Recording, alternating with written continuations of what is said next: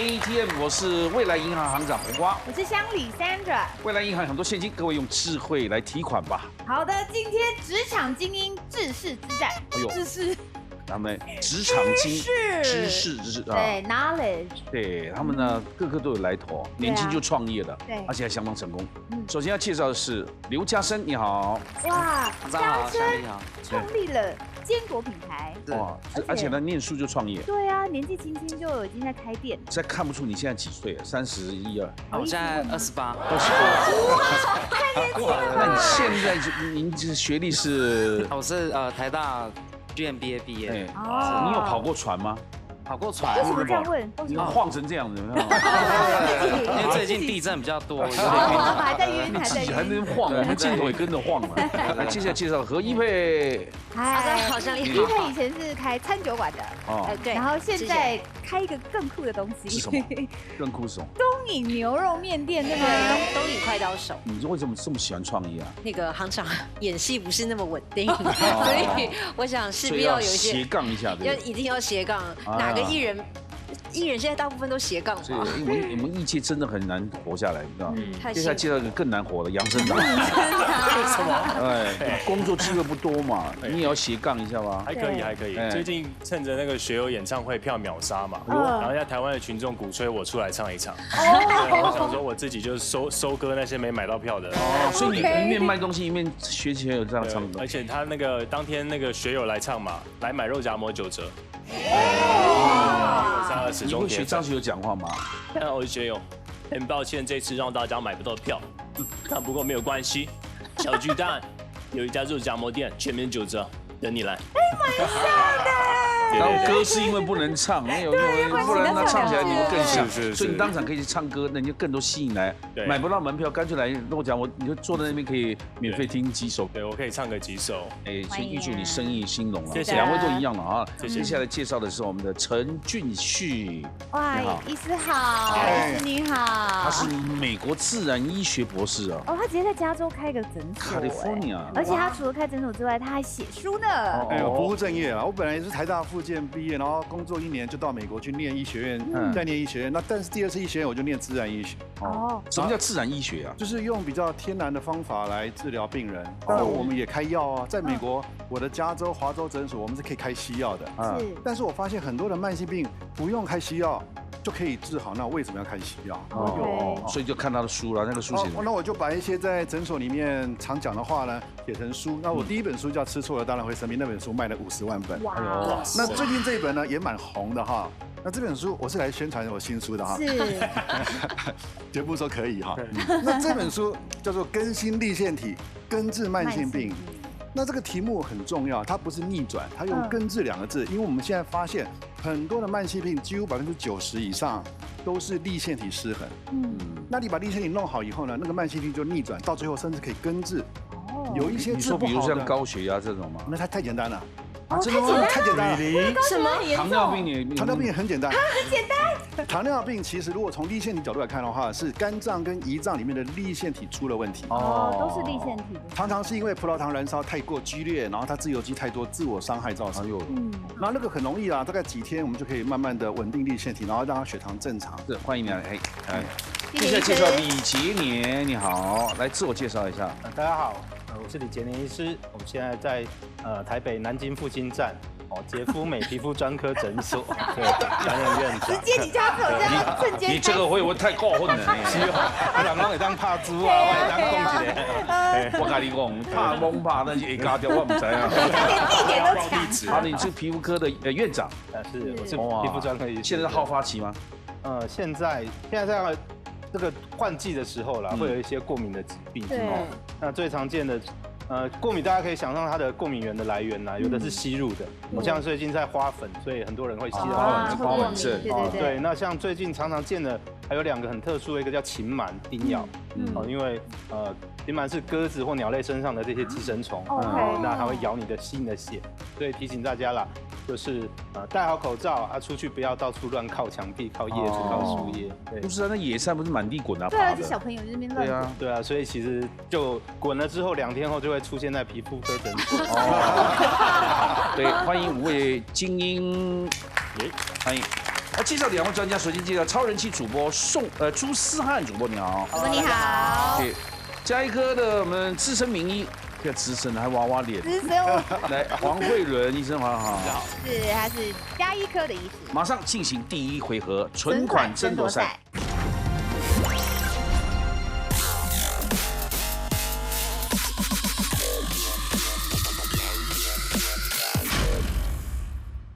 存款争夺赛后面有5万块现金。是的，这一回合呢，抢答之后轮流答题，每答对1个答案，累积2000元的金额，那5万元要抢完为止哦。对，我们会请抢答才能按铃的。这一题由朱思翰主播来举圈或叉。第1题，请出题 ，Sandra。5月要报税了，请问申报综所税的时候呢，个人可列举节税的列举扣除额有哪些呢？请抢答。好，申答。捐款。捐款，对我说。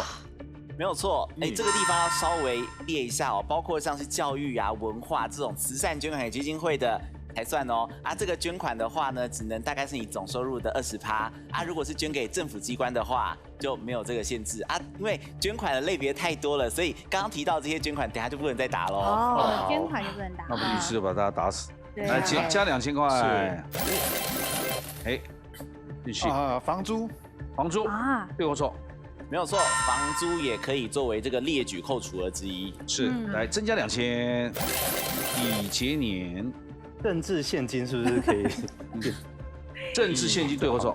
政治现金也是。哇，这是全额抵扣。全额没有上限的，对吧？对啊，不然你都只有20几%，你看。来，请加2000。好，那像是医师刚刚有提到租金，那其实房子的贷款利息应该也是可以。贷款利息对我说。没有错，贷款利息也算。因为看医生的那个收据应该可以拿去扣吗？没有错，看医生的医疗费用，还有生育生小孩的一些费用都可以。学到了。申答。我记得之前看新闻有一个是最近地震嘛，灾难的那种损害补助。没有错，收据记得要收起来哦。如果有修东西的话，请增加2000。院长，保险费有没有？保险费也是哦，但是要留意哦，因为保险费很多是看医生，你就生病了嘛，所以你的保险领保险金。如果你这个保险费跟看医生的钱是有重复申报的话，不行哦，只能选一个哈。点点，哇，好像越来越难了。当然。有吗？这个我不知道，好像我有一个印象是选举的时候的经费是不是可以列举？选举经费不是政治现金吗？选举经费跟别人给你政治现金不一样。选举的经费出来选举的时候，所以你花了，比如3000万可以要缴多少保证金那些的可以吗？对我说。没有错，对，这个是不一样的哦。政治现金是你捐钱出去，这是法条都不一样的那请增加2000。好像都被讲完了。那还有一个应该是抚养或者是育养。像我爸爸妈妈，我在学生时期没有，爸爸妈妈抚养我。所以可以这个列举，或者你抚养爸爸妈妈。对，也可以。对的，就是阿公阿嬷也可以。所以要找人头嘛，对吧？这样关怀长辈跟幼小，他会不会讲话？对我说，这个是不是算在列举扣除额？为什么抚养自己爸爸妈妈不行？没有，是说不是在列举扣除额这个项目里面。那是属于什么？别的项目？就是它就是有一些免税额特别扣除额但这边讲的是列举扣除额，等下再帮大家解释。OK，不一样嘛。我之前看到的时候，其实我隐约有个印象，就是如果捐助盖学校，就是特别是学校，这个是不是也可以？捐助盖学校，对我说。私立学校，私立学校这一块另外再拉出来，只是在你目前，因为捐赠刚刚提到是捐一些基金会嘛，那么如果你是捐学校的话，可以抵大概50%左右。等一下，私立学校他这么有钱盖私立学校，我们还捐给他是为什么？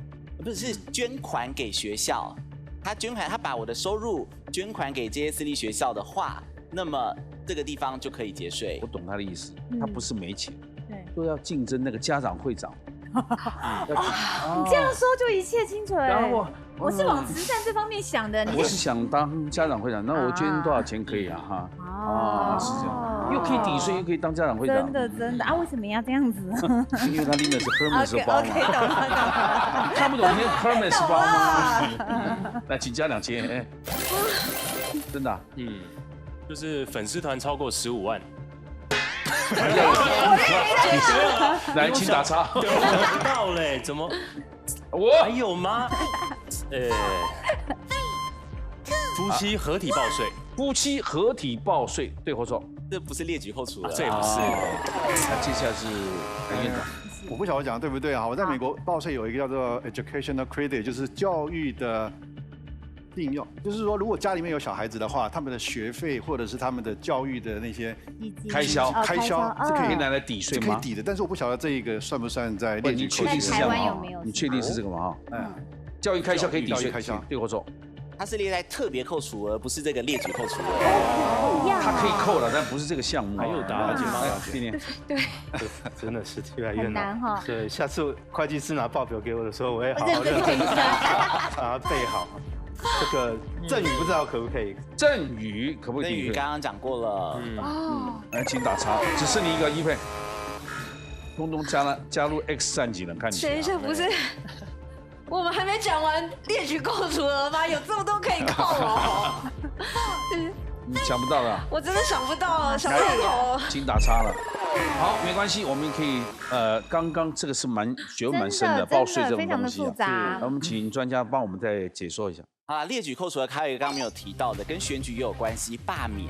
如果你是提罢免案，或者是你是被罢免的那一个人，这个的选举经费有人捐给你，或你花的钱，这个是可以列举扣除额的。啊，刚刚其实有谈到有一些就说这个到底可不可以扣？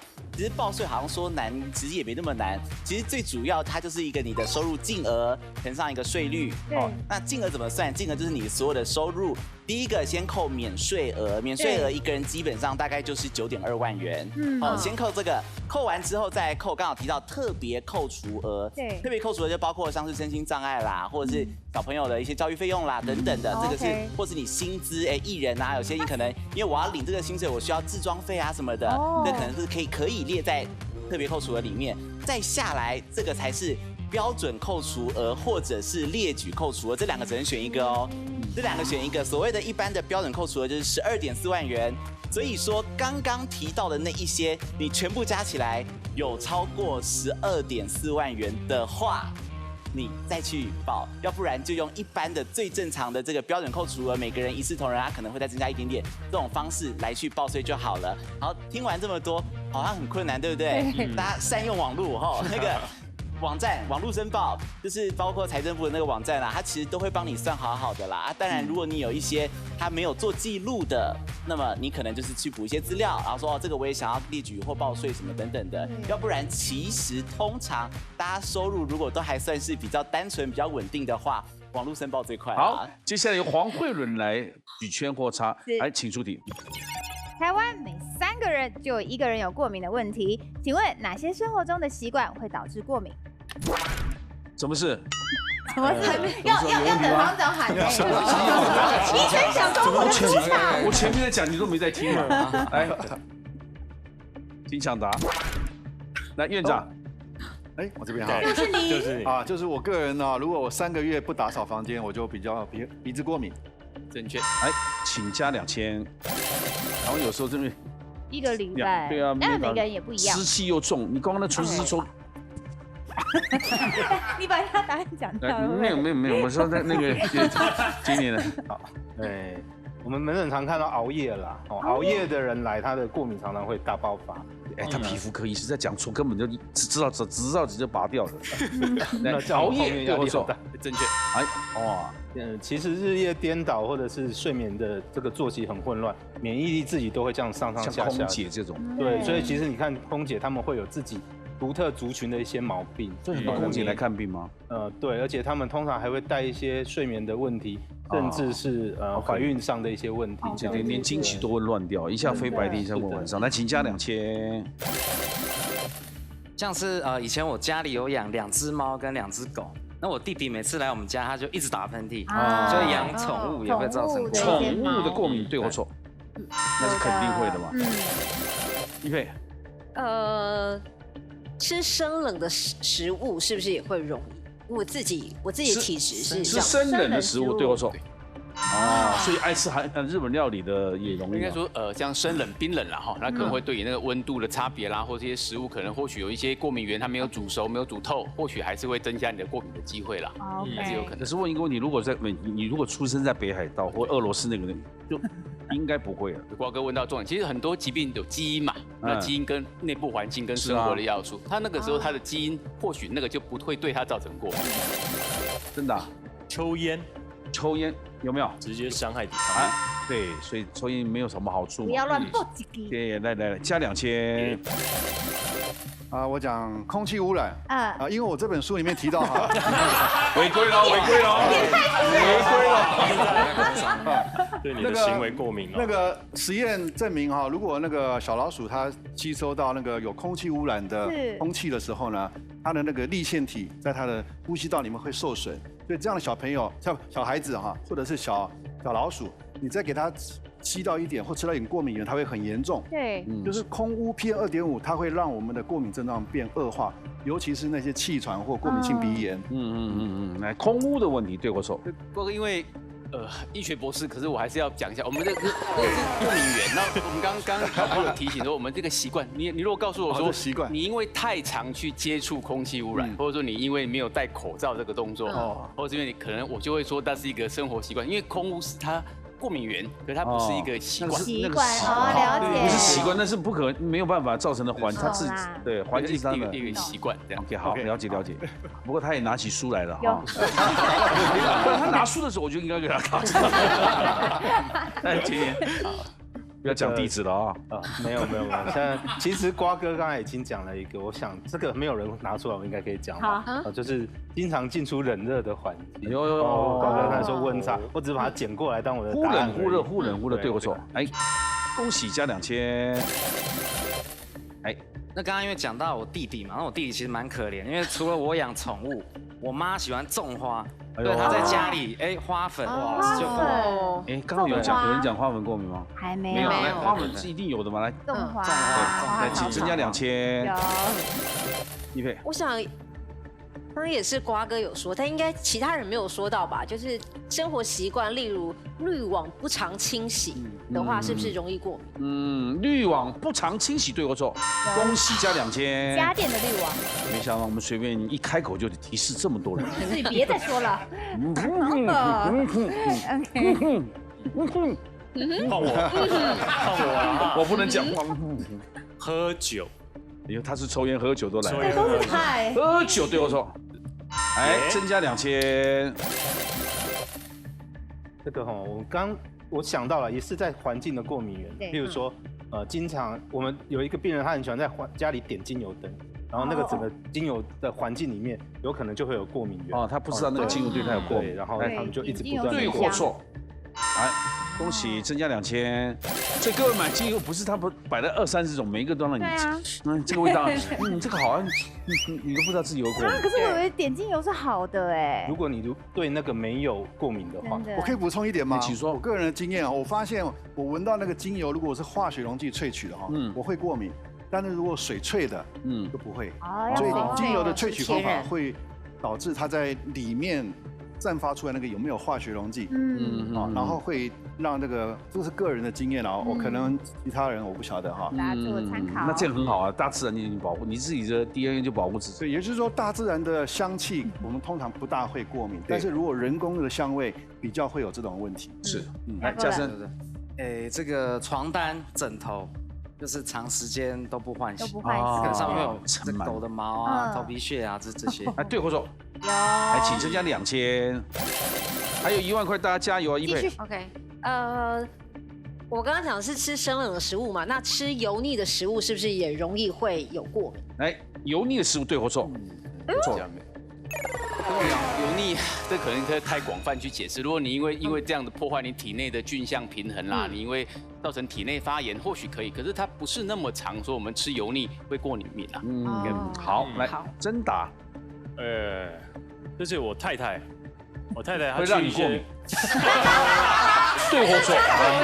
你怎么知道我心里的答案？这会播，你知道吗？你老婆爱看哦。我太太去一些特殊的，就是没有去过的泳池游泳，哎呦回家整只脚会很痒啊，对，所以我觉得可能是因为刚刚有10几只香港脚的人在游。对，所谁以就是知道呢可能游泳的习惯对里面的氯或什么的过敏。哎，对或错？确实是这样，没有错。哎，对，就尤其是在室内的游泳池，特别会容易导致一些过敏的产生。加2000。哦哟，来今年这个我以为森达会继续抽烟喝酒挂，对，那抽烟喝酒完回到家太累了，倒头就睡，哦，第2天才起来洗澡，这样就是常常哦，就是熬夜或者是抽烟喝酒完就不洗澡，然后就直接第2天又起来。不洗澡这样，不能，因为前面都讲过了嘛，对，就熬夜、抽烟、喝酒都是这，除非你讲赌博啊，你说不好习惯要全部讲一堆，不是因为赌博会熬夜嘛，3天3夜不下桌也会过敏。这个故事很完整哎。来对我说，不洗澡也过敏的，是啊，真的哦，好了，对对，有这种，增加2000，皮肤科院长哦，来嘉盛啊。之前在网络上有看到一个那个英国机构的研究，就是说有些人就是现在都待在家里上班，所以他就躺在床上边吃东西，然后边工作。那这个吃东西的这个食物啊，跟他这个习惯就会导致他过敏。应该可以可以，应该也就是一个比较不良的一个生活习惯吧，因为暗示就是说你又常吃又少动，那这样可能就导致会容易过敏的产生啦。是这样，来，请增加2000。真的有，来该你了。还有2个位置。吃隔夜菜，吃隔夜菜，对或错？吃隔夜菜绝对这个倒是没有。哎，怎么可能？对，所以我们可能这个是没办法说就是那么精准的去讲。那如果说你因为你隔夜菜当中有一些常常在吃，那你导致很多过敏物质的产生，那我或许会这样回答。可是隔夜菜不代表说它就一定会有过敏。那正向关联没那么紧密。可以这样。是的。好，今年真的越来越难。还有2个名额。常吃海鲜，常吃海鲜对或错？你说好难回答。我觉得海鲜当然是一个过敏源啦。对，如果你容易对海鲜过敏的人，常吃还是会容易过敏。隔夜菜好吗？增加2000，14000，最后一个答案。这个生活中我的习惯都是听老婆的话，所以她每次叫我去修个东西、订个木板，那我都去听她，就订一订那个粉尘。就装潢的那些就装潢装潢的粉尘对或错？家具的粉尘当然是一个过敏，是这样。对，好，请增加2000，蛮厉害的，能够跟院长拼的只有你了。5万块抢完喽。是的，我们来宣布一下奖金。好，嘉生12000，一佩8000，申达1万，陈医师6000，李医师14000。还有什么需要补充的吗？慧文，我想应该就像我们刚提到这个基因的问题嘛。那如果生活环境就你的内部不平衡，因为毒素接触太多，或你自己不运动、久坐、睡眠不好、压力大，像很多周年庆一些柜姐全部都脖子过敏，就压力来源。或者你因为你的防腐剂啦、塑化剂啦、反式脂肪、PM2.5种种的一大堆接触到太多，你体内的过敏免疫就会变严重，容易发炎，容易肠道不平衡，容易会有肠漏症就过敏。那其他很多的过敏源我们可能避免不了，可是我们要把内部环境很健康，就是要多运动，健康的饮食，这样就会很平衡。这样进行下一回合，赢者全拿。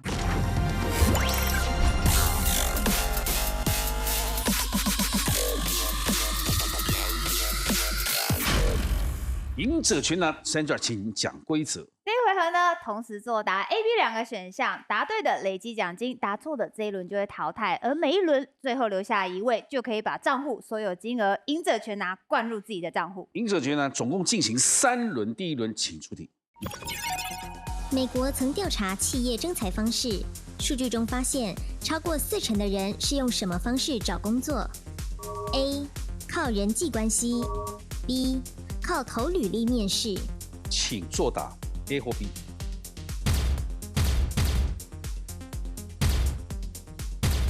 哇，只有院长选一个 B 耶。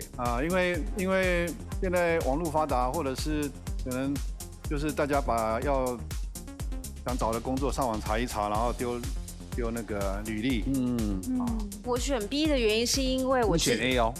对 A， 对不起，靠人际关系，靠人际关系。OK，靠人际关系的原因是因为我之前的餐酒馆，还包括我现在那个东影快刀手，都是人际关系。因为履历来的，我必须说就是。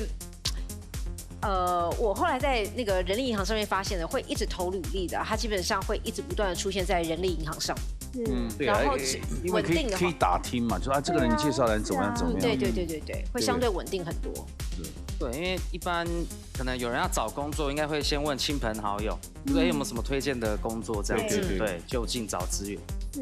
正确答案是 A， 靠人际关系哦。不管是公司内部或是外部啊，人际关系都会影响到一个人成不成功。那根据美国的人力资源集团针对客户进行调查，结果居然指出41%的人是透过自己的人际网络找到工作，可能是朋友介绍或是朋友的朋友，或 PO 个什么，都是透过人而找到的。那其实这个是一个 win-win， 是一个双赢。为什么呢？如果有人愿意推荐你，就代表说，他相信你的能力，好像就变你的能力是有人担保的，就变成说，然后你自己也会觉得说，有人介绍我，我也会更认真的面对这一份工作。所以不管是对个人对公司来说，其实都是一个双赢的局面。是的，来院长，请到旁边休息一下，谢谢。好，来增加4000。下面一题，请出题。瘦身永远是明天的事吗？请问在哪个季节瘦身效果会比较好？A. 春天 B. 冬天，请作答。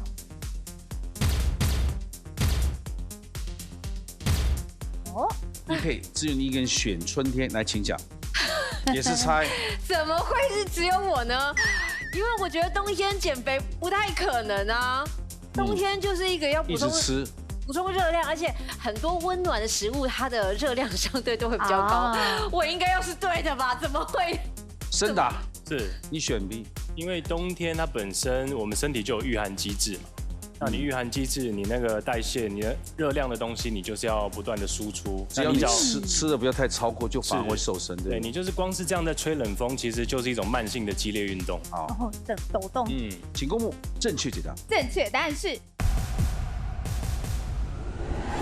B， 冬天。其实冬天是瘦身更有效率的季节哦，因为你冬天消耗的热量比在夏天来得多，你要为了维持你的体温啊，所以你体内的新陈代谢的作用率呢会比夏天来得高哦。所以如果我们在适当的气温中，大概17到19中间运动2个小时，就可以疯狂燃烧卡路里，增加3000，累积到7000喽。7000哦。是的。下面一题，请出题。工作遇到挫折，别太灰心。德国研究发现，感到挫折后做什么动作能使你以乐观的心态调试失败 ？A. 摸自己的头 B. 洗手，请作答。摸自己的头也太奇怪了。不是，很多人会这样的啊。怎么会这样啊？有没有 ？OK。有人看过很多这种动作嘛？嘉善是不是？对，我选洗手是因为有些时候手会有一些污渍。那假设我在洗手的话，我把这些脏污用掉，那可能就好像是我今天一天的这个挫折，就跟手上面的污垢一样，就拜拜了这样。不，你那个是属于象征性，一种是属于自己心里到底做哪些动作会舒服嘛？对不对？那个杰尼，那我们试着用科学的解释来说啊，我们摸摸的头会增加我们这边的血液循环，那有一些好的物质带过来，那我们会变得更开心。可是我看很多电影的画面都是这样，很懊恼啊。对，可是你摸完之后会更懊恼，还是很乐观的头发？乐观吗？还可以，还可以吧？还可以。不是很多这种画面吗？对，对不对？很疗愈的感觉嘛。是。来，请公布正确解答。正确答案是 B， 洗手。其实洗手啊，对生理跟心理都觉得哇，我清洁了，焕然一新。真的有这种感觉。对，这是根据德国研究发现的。洗手，对，请加1000。因为只剩下你是存活下来，所以这8000要进嘉盛的账户。谢谢。就2万哦。OK， 通通回来进行第2轮，还有机会啊，不要放弃了哈。赢者全拿就是这样玩的。来，接下来进入第2轮第1题，请出题。豆浆选择百种，请问重训运动完要喝哪一种豆浆对增肌更有用 ？A. 低糖豆浆 B. 浓豆浆，请作答。哎呦，一配又你一个人选，一配又无奈了。低糖豆浆，其他选浓豆浆，这是我先让森达来讲。是因为浓淡就表示它用料多寡，那它本身豆类的蛋白质就是看豆子有多少，所以越浓就豆子越多，对增肌越好。那一配是猜的，我没有猜，我行长我有经过判断。你说。我的判断是因为浓豆浆它并没有说它低糖，它有可能是全糖。那它的如果热量含量比较高一点点的话呢，它可能变胖，它反而就是肌肉量不会一样增加，我就觉得应该会是低糖豆浆。所以你的逻辑是觉得浓豆浆是可能没有讲有没有糖？他没有说就是到底是不是。如果它有糖就不见得是。对，它就不见得是。你的逻辑是这样吗？对。其实这个低糖对增肌不是那么的有效果，所以生酮饮食的人他们要增肌。会做碳水循环，就是他可能要再吃一点碳水，他比较会增肌，所以我会选浓豆浆。选 B 啊，浓豆浆。正确答案是 B 浓豆浆。其实呢，豆浆选择跟运动种类有关。如果你是结束跑步啊或者游泳这种的有氧运动，你其实要补充的是糖分，那这个时候就可以稍微的喝一点低糖豆浆啦。那重训这种无氧运动，你要怎么增肌呢？蛋白质。所以蛋白质在什么比例最高呢？浓豆浆啊。有人什么吃高蛋白啊？对，所以看你是什么样的目的。一佩，请到那边坐一下，休息一下。增加4000。下面一题，请出题。去日本旅游，菜单都是日文，看不懂。请问菜单上写玉可能是指什么料理 ？A. 山药 B. 胡萝卜。请作答。通通选山药，因为那个玉，不像胡萝卜了哦。而且你在日本吃胡萝卜的机会比较少吧？印象那个萝卜叫大根对，大根。可是胡萝卜那是白萝卜，对，白胡萝卜大根还在吧？大根还在休息。选择的是山药，请公布正确解答。正确答案是 A 山药。其实日文中的玉泛指所有块茎类植物，像山药呢是长玉，地瓜呢是萨摩玉，那芋头是李玉。但是因为日本的芋头跟台湾的芋头品种是不太一样的，它小小颗的，所以你削皮之后里面不是紫色是白色，所以其实呢其实跟山药有点像。对，所以有人在问啊，你吃火锅会不会煮芋头？不行不行，很浓对不对？有的人喜欢吃这样子，整锅都这样不行 ，no。还加4000。可是芋头弄甜的很好吃很好吃啊。对，你有怕吃芋头吗？那种冰芋头、冷冻芋超好吃，但是糊在一起我就觉得。对了，有的人喜欢煮成那样嘛。来，请出题。名言“海角天涯”是形容分隔极为遥远。请问韩愈当初是为了哀悼跟谁分离，写出了这句话 ？A. 侄子 B. 父母。请作答。真难。真答写的是父母。是韩愈，如果我没猜错，他应该当过官吧？然后通常当官的时候，他会分派到一些奇怪的地方。去那些奇怪的地方的时候，就会远离他的父母。这个时候就很想家 ，homesick。那你不觉得太合理吗？有时候往往古文就是这样很合理的故事，没错。对，但嘉生，因为印象中韩愈很早就这个没有跟父母一起，然后以前在考试的时候好像有看过这个类似的题。对，好像是应该是侄子吧？对，来，请公布正确解答。正确答案是 A 侄子。其实我们以前念的那一篇叫做《祭十二郎》，那是他的侄子哦。他写的时候一字一泪啊，大家读得很心酸。那祭文里面有这句话啦：“一在天之涯，一在地之角”，表示对他的思念。然后大家引申成天涯海角，比喻非常遥远的距离。对，一个天涯，一个海角，就包括全地球已经。是。来，盛达陪一下。只有我走这边。来，增加3000。11000。好，下面一题，请出题。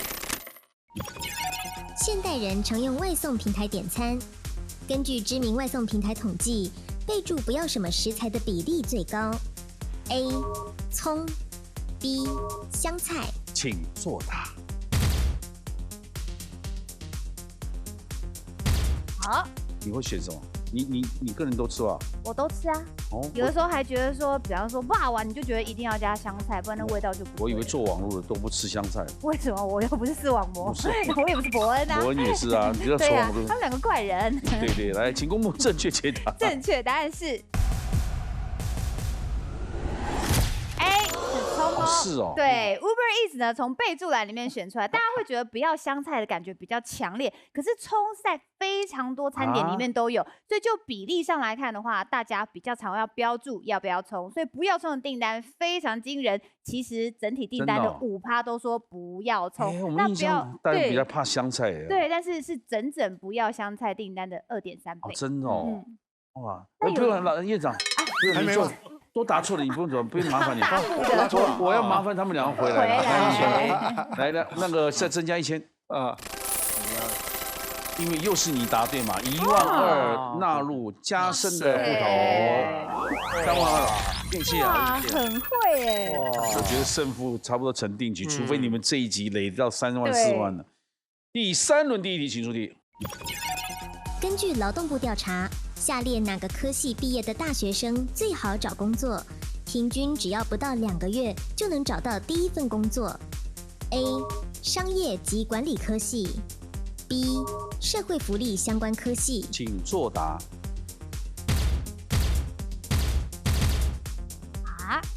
2个选，给来嘉盛你讲。对，因为商管它的领域范畴很广，可能行销、会计、管理啊、供应链这些，所以我觉得它的这个领域是很多，而且市场上就业机会可能比较需求比较大。那社会福利感觉好像因为以前念书的时候，有些朋友他可能要考社工，他都说很竞争这样。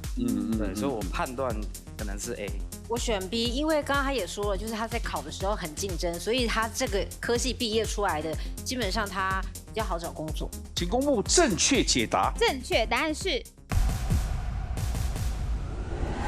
B， 社福相关科系。其实劳动部有追踪近5年大学毕业生，发现法律，如果你是读法律的，是27个学门中找工作时间最长的科系。平均呢，法律系的毕业生呢要快半年才找到第一份工作，是平均值的2倍哦。而最快找到工作其实是社福系，平均只要1.86个月就可以找到。需要量大。对，但是说真的，你耗时短不代表你平均薪资会比较高哦。其实社福呢相对来说平均薪资偏低，工时也很长。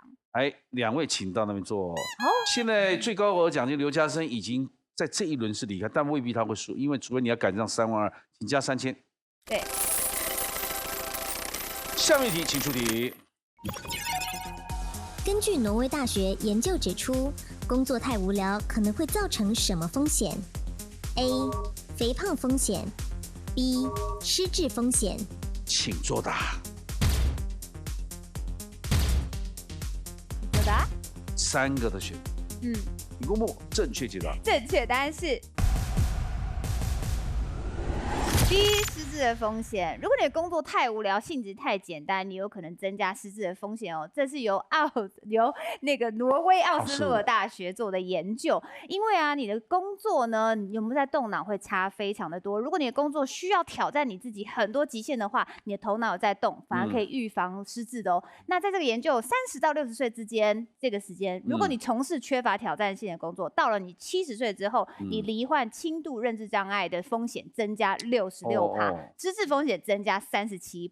至于肥胖的风险呢，跟工作比较没有关系，看你管不管住自己的嘴巴。所以呢，又再加3000。好，6000了。下面一题，请出题。我们会用打烊来形容商店关门，请问打烊的烊最初指的是什么 ？A. 客栈灯笼 B.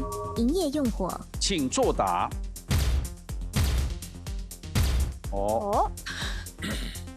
营业用火，来，请说。因为你关火了就打烊了嘛。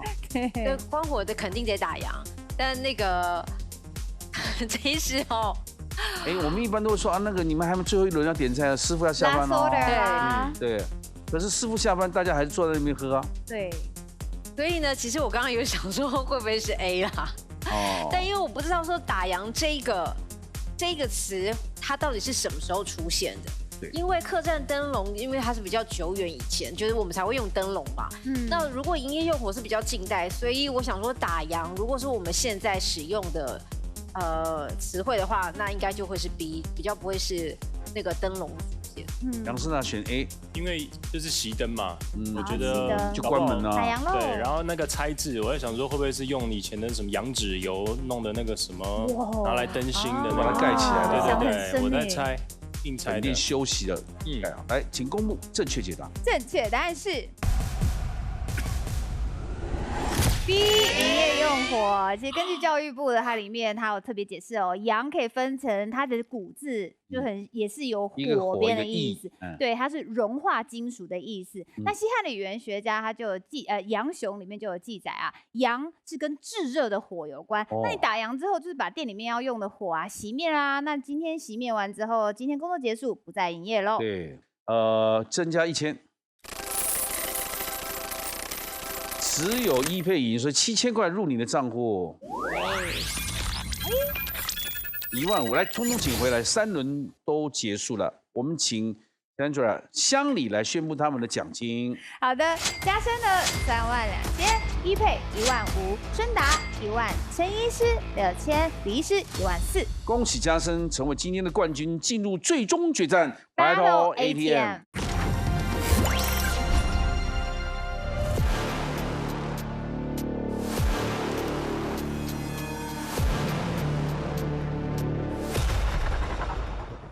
恭喜我们的获胜者，今天有32000的提款卡，请给你。好，谢谢嘉生，麻烦你插入未来银行的我们请插卡。好，没问题。金库，请打开，里面有32000的现金，你可以提领，但是要先看我们密码提示。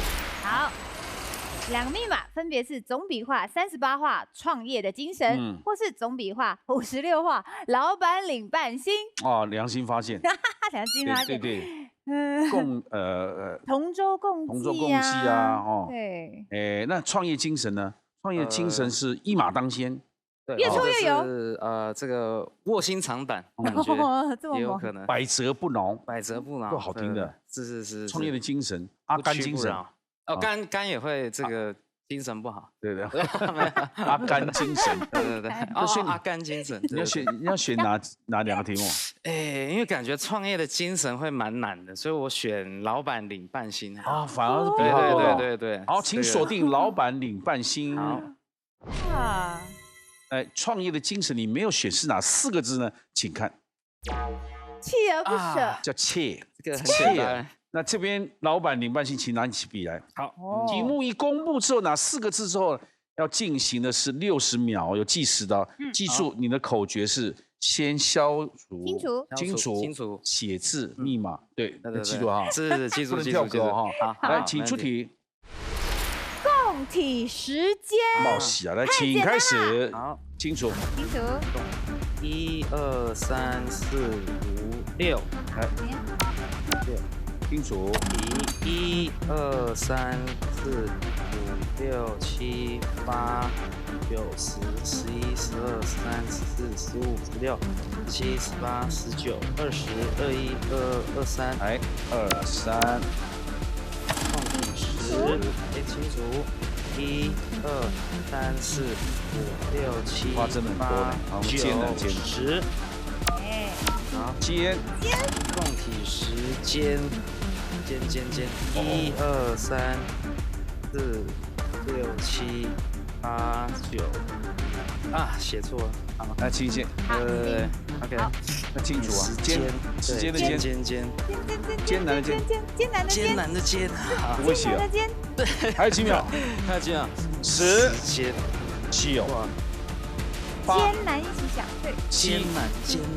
6、5啊，想到1、2、3、4、5、6、7、8、9、10、11。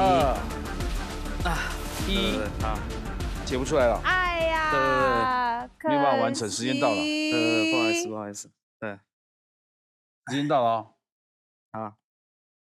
对，因为艰难一起想不熟，你有想到对不对？有点可惜。但是我们等一下，我们没有算笔画，好，看看。是这样吗？试试看好了。密码06231018。对或错？不错，对。这样子哪个字错？来看正确答案。好，没错啊，你看呢？啊，多算一画啦，是17画。是17画啦啊，哇，很可惜耶，因为加深前3个是对的。对，因为你今天一时想不到，就会给出那个字嘛。对。那我知道也不能给你讲，但我写也会多一画出来，你看到吗？好。所以正确密码是06231017。来，我们跟金库说拜拜，请关闭金库，谢谢。太可惜了。来，请到前面。好，非常可惜啊！真的还好，你跟我们共抵时间呐。知道我们做节目辛苦啊，好贴心啊，真的很感人啊，各位啊，这职场经验啊。是。来，立宪题。有要讲一下吗？人家是陈医师，立宪题是未来30年医学这个主题，是请大家关注它。说起来蛮有兴趣的哈，医学是日新月异啊，对，所以人家讲能撑久一点，将来会活更久。因为医学一直在进步嘛。对，没错。来，谢谢各位今天参与，晚上8点锁定，拜托 ATM 把智慧变现，谢谢，感谢县长，谢谢院长，谢谢，谢谢，谢谢，谢谢。